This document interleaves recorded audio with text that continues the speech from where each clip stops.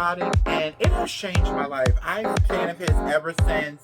I love this collection. Of his most legendary supermodels and more. The four queens of the runway. Fashion, New York Fashion Week is right around the corner. Librarian tonight, and that's because I came to read a bitch. Jaja's Atelier, bitch. 2 for 1!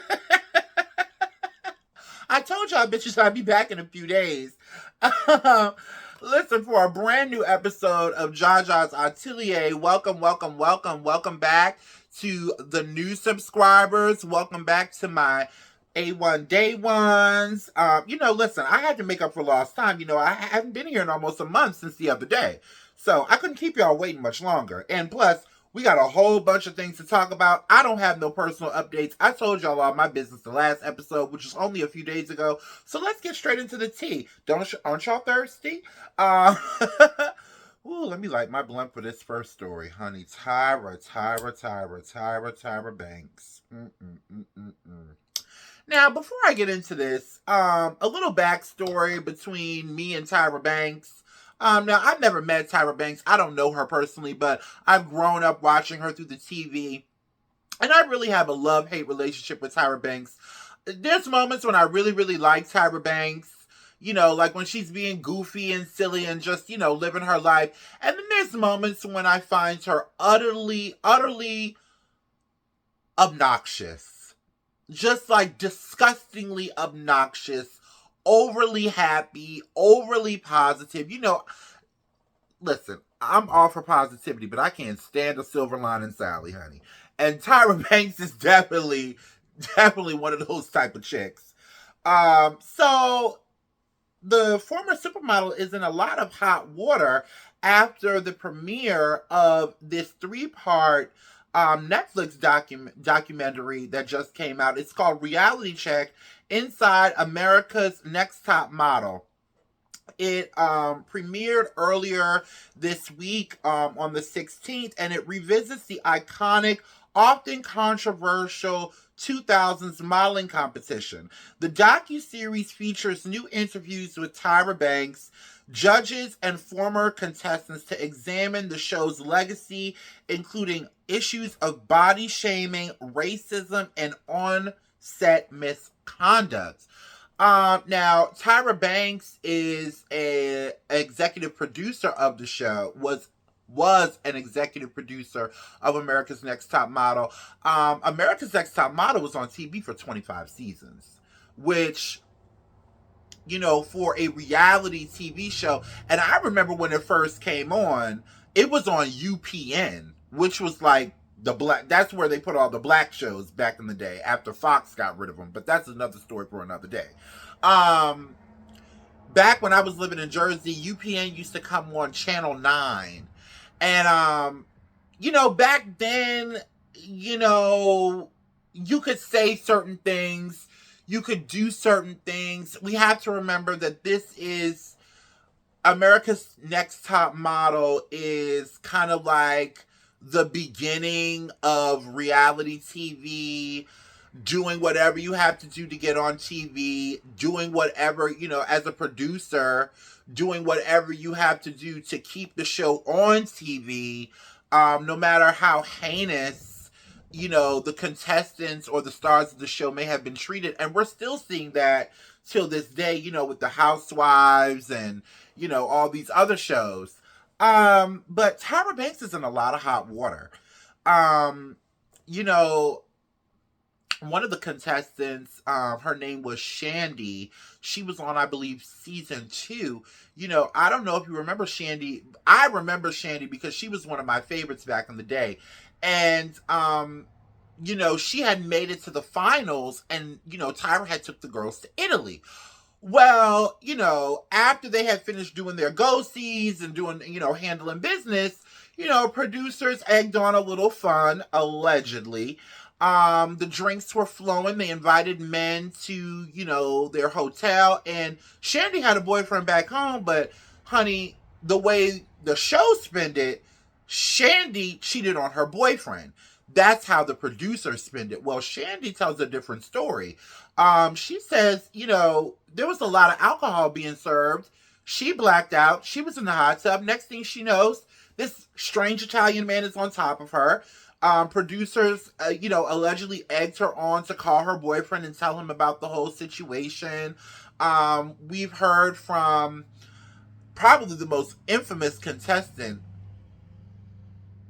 We were rooting for you. We were all rooting for you. That Tiffany. She clapped back at Tyra, just completely cussing her the fuck out, daring her to sit and talk to her face to face. And I watched part 1. Tyra, you look like a real cunt. I mean, even the judges, this is a picture of the judges right here. Nigel Barker, who was a famed photographer.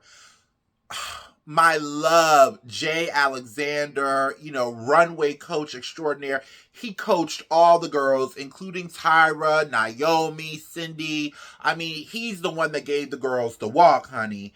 And Janice Dickinson, of course, was on there. The world's first supermodel. She likes to call herself. I just like to call her a drunk cunt. Jay Emanuel, the one with the frosted tips. Tyra, you were dead ass wrong. Tyra.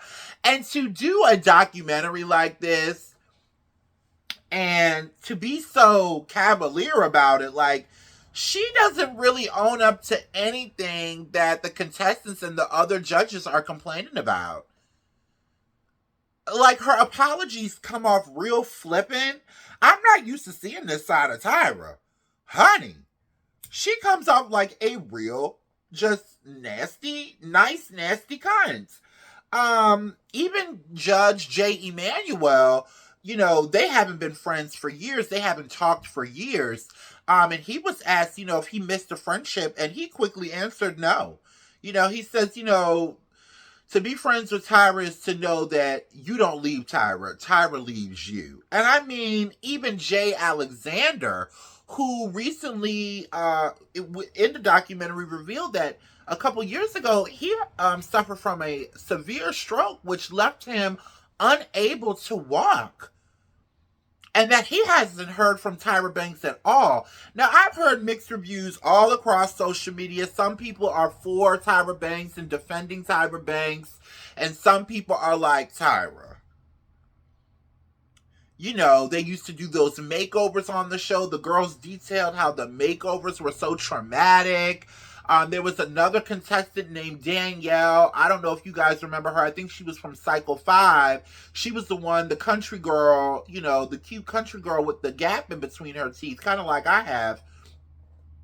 And, and how horrific it was that they tried to make her, get her gap closed, and she refused on the show.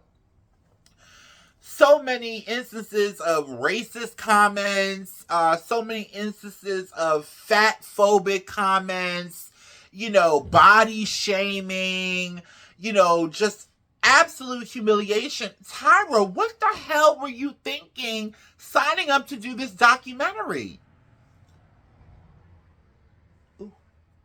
Because regardless of how annoying you think she is, I think she is, and how overly giddy she is all the time, her image is really, very cookie cutter.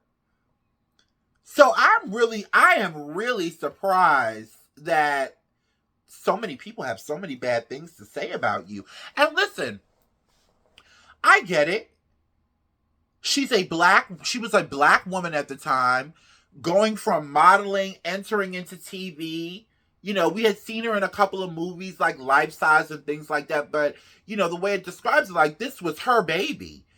And, back then, to be a black executive producer on a show, specifically a reality show, at a time when reality was, the future of reality TV was kind of shaky, and it wasn't a whole lot of money in it. I understand where she's coming from. I can be fair here and understand where she's coming from. But Tyra, I am so shocked at you. I mean, I don't even know what else to say about it other than how shocked I am that you are this nasty behind the scenes, according to what, your co-stars and contestants are saying. I am really shocked at this. And then like, to act as if you have done these girls some great service. None of these girls have really, aside, the most famous and successful out of all of them, I would have to say would be Eva Marcel, who was not a part of the documentary. She was on with Gayle King this morning, and she said she was horrified. That wasn't her experience, but she was horrified by some of the stories that were being told. But out of all of them, out of 25 girls that won, she's the only one that I could really like, oh, that's Eva. And, we have some other faves like Chikara, who was plus size, and Winnie Harlow, I would have to say Winnie Harlow is probably the most successful at modeling. Eva Marcel isn't, is her last name, is it Eva Marcel? Yeah. Eva Marcel isn't that famous for modeling. She's done a lot of TV work, but we don't really know her for her modeling. Out of all the girls, I would have to say that Winnie Harlow is the most successful at modeling. Damn, Tyra. Ooh, honey. You was dead ass. Tyra, you are dead ass wrong. But you know who else they need to do a reality check documentary on? That Mona Scott Young, the creator of Love and Hip Hop.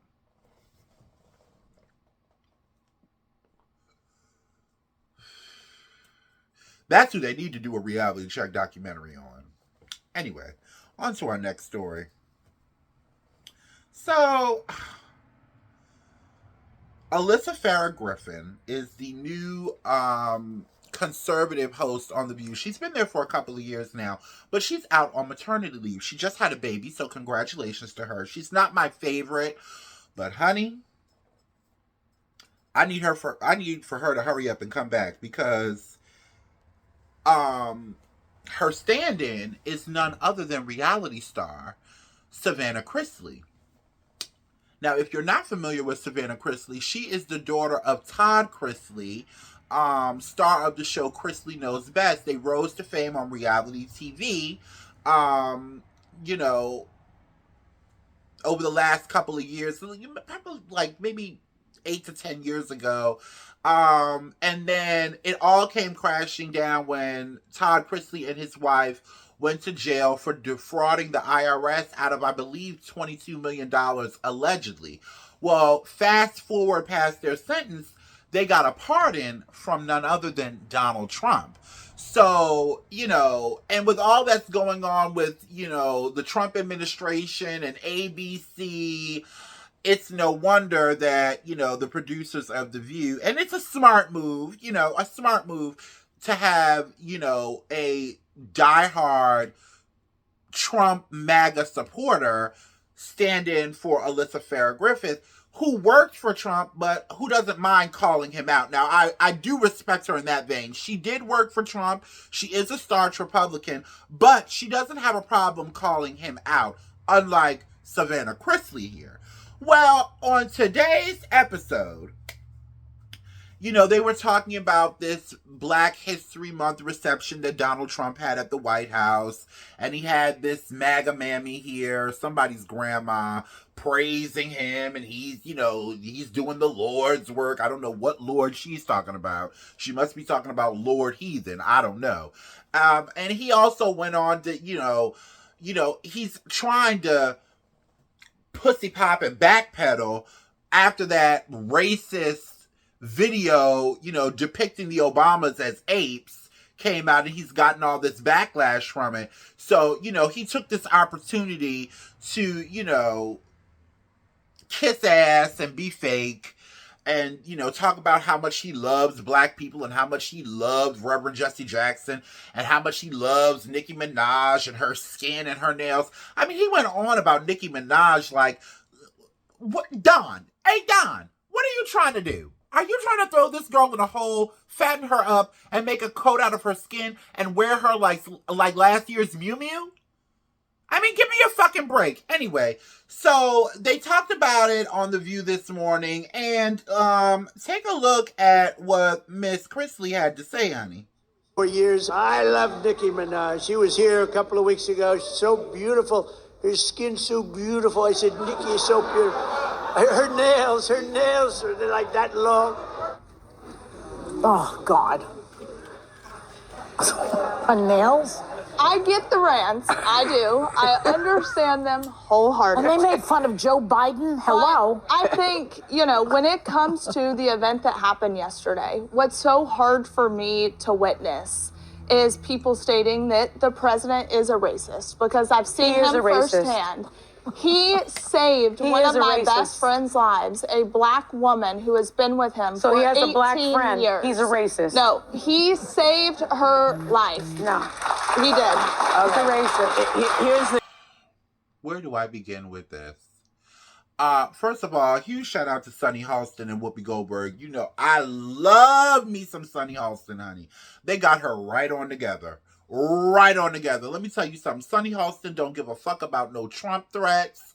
She's gonna stand on principle and speak truth to power every chance she motherfucking gets. And so does the queen of the entire show, EGOT, Miss Whoopi Goldberg.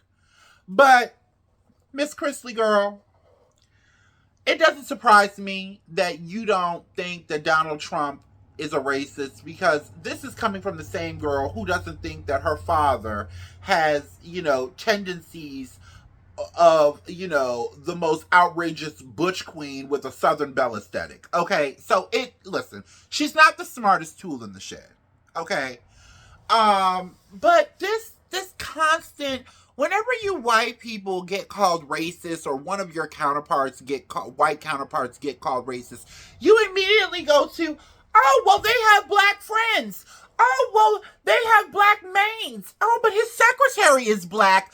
Oh, but they just dropped a quarter in a black hobo's coffee cup, on their way to work. Oh, my God, they gave a homeless black man $20, to get him something to eat. They're not racist. Listen, that is such a tired fucking cop-out. I am so tired of you red belly crackers always using that crap as an excuse. You knowing a black person does not make you unracist, if that's a word. It just doesn't. Stop using it. Stop playing in people's face. This man has said so many racist, homophobic, transphobic, xenophobic, all kind of phobic things. This man is the epitome of racism. And I'm so happy for you that after your father and your mother allegedly stole $22 million from other American taxpayers, allegedly, that Trump bailed him out of jail. And quite frankly, in all honesty, I think Todd Chrisley wasn't too happy to come home from jail. I honestly believe that Todd Chrisley was having the time of his life, honey. He was in that jailhouse jumping like a virgin at a prison rodeo, honey. He was in the center of the bukkake just loving it. Are you fucking kidding me? The way he championed for black men as soon as he came out. Girl. So, listen, I know you're glad that your family is home and Trump did you a solid. But, girl, kiss the blackest part of my ass, okay? You and your your fake injected black lips, your black body, everything about you screams fake black girl. Girl, go on. Anyway. Let's go. Next story.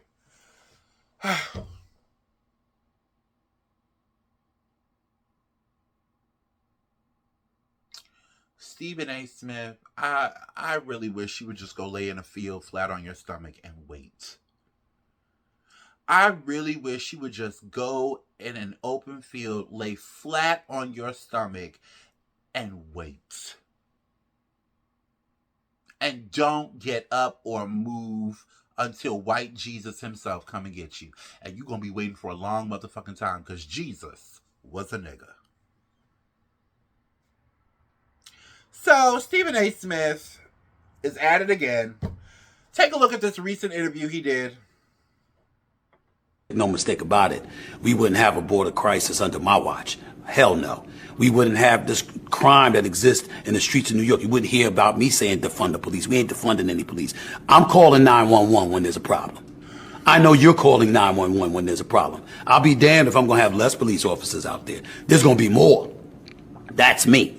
I would focus on a flourishing economy and making sure we did everything we could, because I believe when you have something to lose, you know how to behave.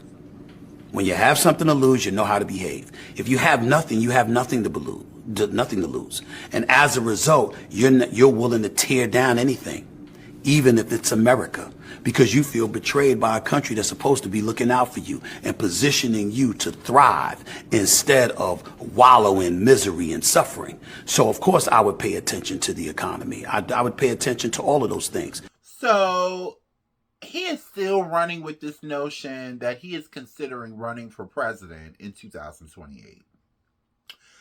And he was talking, you heard what he said. He's talking about the economy. Stephen A. Smith, you will never be president of the United States. I think it is a waste of your breath to get on national TV and constantly make a fool out of yourself, and even utter the words, I am thinking about running for president, being the buffoon and the coon that you are, is a waste of your breath.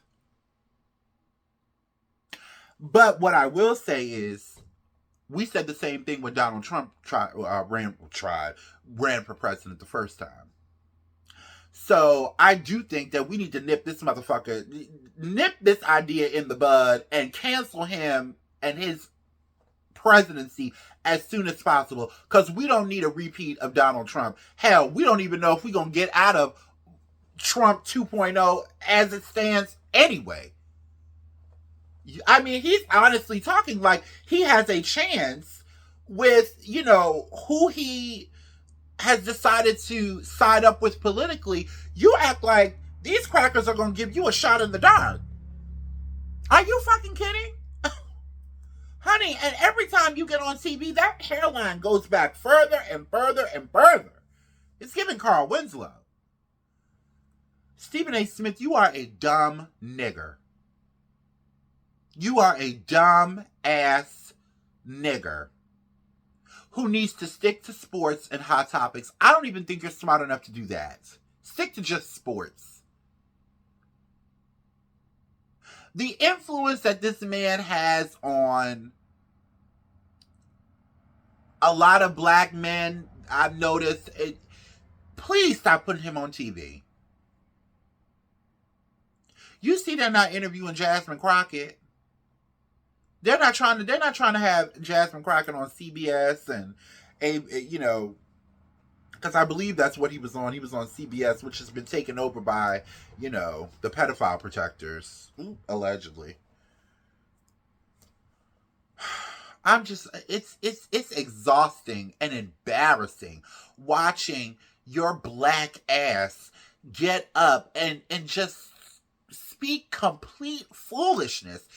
They asked him, I forgot what he was on, and they asked him something that, I mean, hell, if you're running for president, you should know. And instead of answering because he couldn't, he got mad and got up and walked out. Like, you're a bum. You are a bum poo-putt bitch. Please, somebody send this to him. You're embarrassing yourself. These people, you are a tool. You are a walking dildo for the Republican Party. A walking black cockeyed dildo for the Republican Party. Sit the fuck down. And every time you get up on the TV, I'm going to get up on my platform and I am going to shut you all the way down. Every time. You are a fool. You are a basic nigger, and you need to sit the fuck down. Speaking of the Republican Party, a Don. The walls are closing in. So this morning I woke up to news that Prince Andrew, former Prince Andrew, the brother to King Charles, the uncle to Prince William and Prince Harry, has been arrested for suspicion of misconduct for, what's been revealed in the Epstein files, as far as him revealing insider trading tips.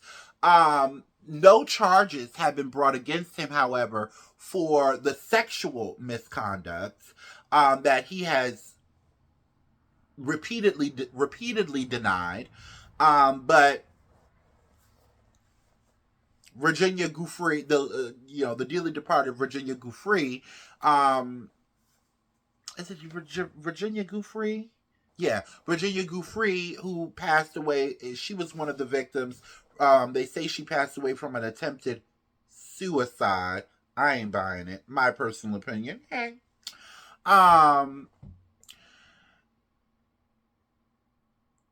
You know what this says to me? And he's not the first person. There's a numerous amount of other countries around the world who are holding their, most popular businessmen, government officials accountable, forcing them out of their jobs.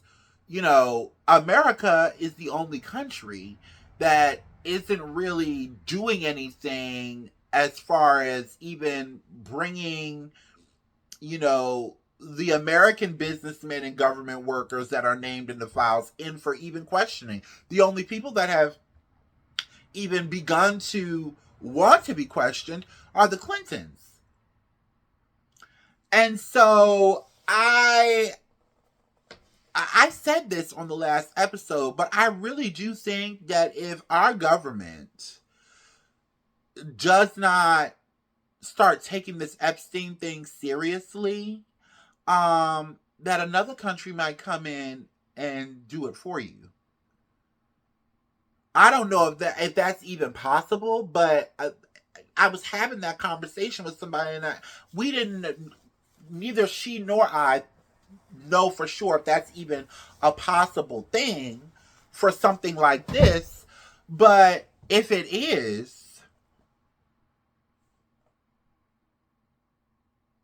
and I mean, if another country comes in and, decides to take action against, the people from the United States that's in the files that's being accused of this misconduct, I mean, Trump, what leg do you have to stand on?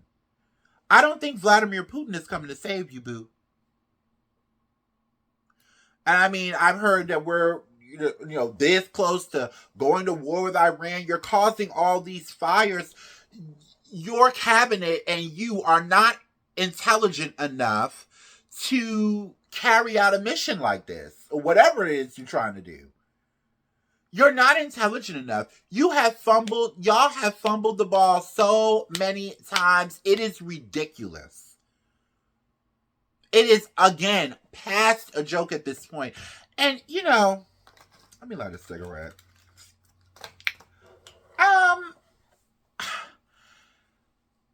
Growing up, I remember plenty of adults, black, white, in my real life, in my family, on TV, on the news, government officials, talk about how much they despise pedophiles and how much, pedophiles, they need to just be locked away or killed, or, oh, that's the one thing you can't be forgiven for. Oh my God, the pedophiles.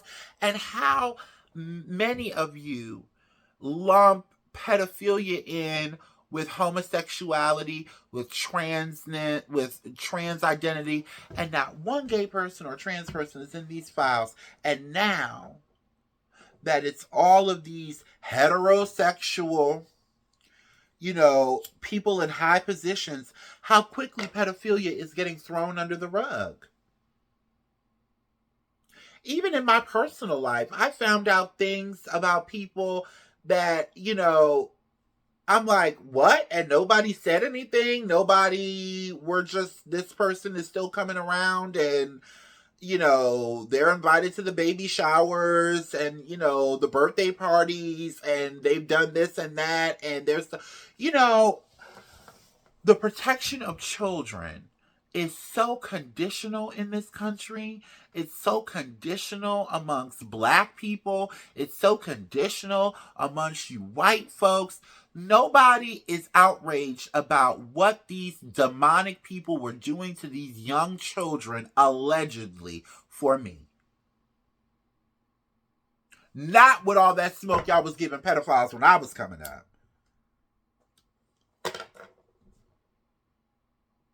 Not how, people have said, oh, don't invite Jaja to the party. I don't want her around my kids. God, I told you the story about a friend that I had of 11 years. Whose baby father, because I stood up for her, lumped me in like I don't want that around my son. I'm trying to protect the kids. It's all a bunch of bullshit, if you ask me. Y'all sat up there and we talked about Pam Bondi last week. Y'all sat up there and let that bitch ignore victims of child sex trafficking.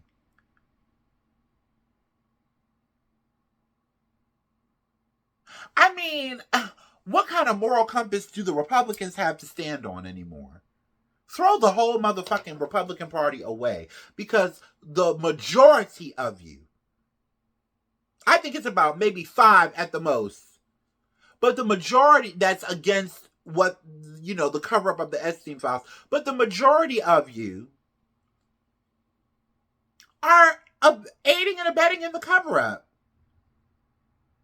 Your whole campaign for Trump 2.0, you ran on protecting children. So it's only protecting children from the imaginary gay and trans villains, but not, the rich and powerful? Is it circumstantial protection? I mean, help me understand this here.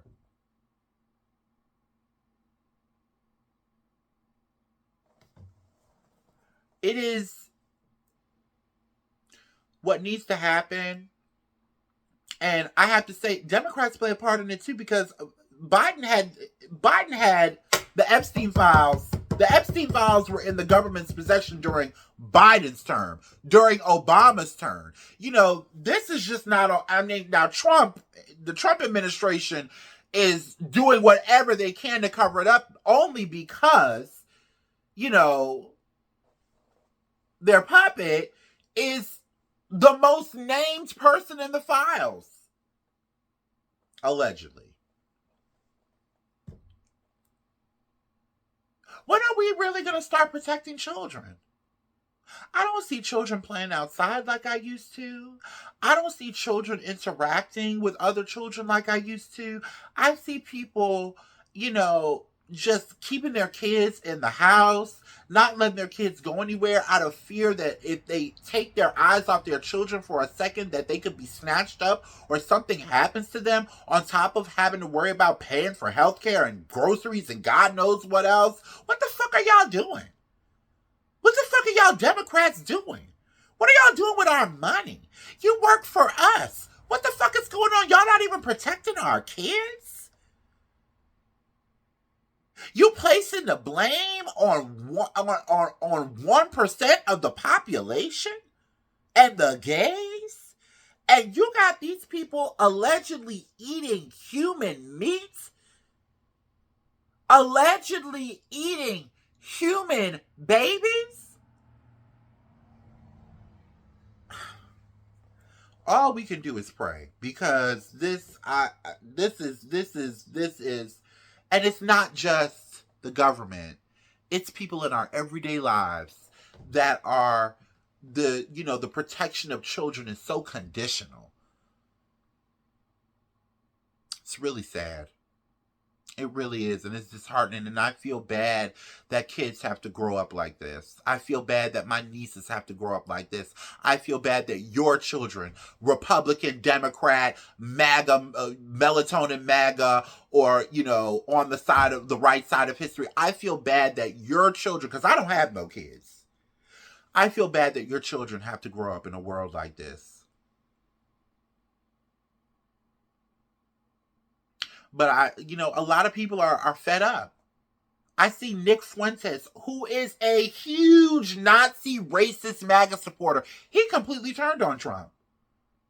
So hopefully there's a light at the end of the tunnel and we could just get past this nightmare. But until then, I'm going to keep on talking my shit. I'll be back in a few days. That's it for this episode.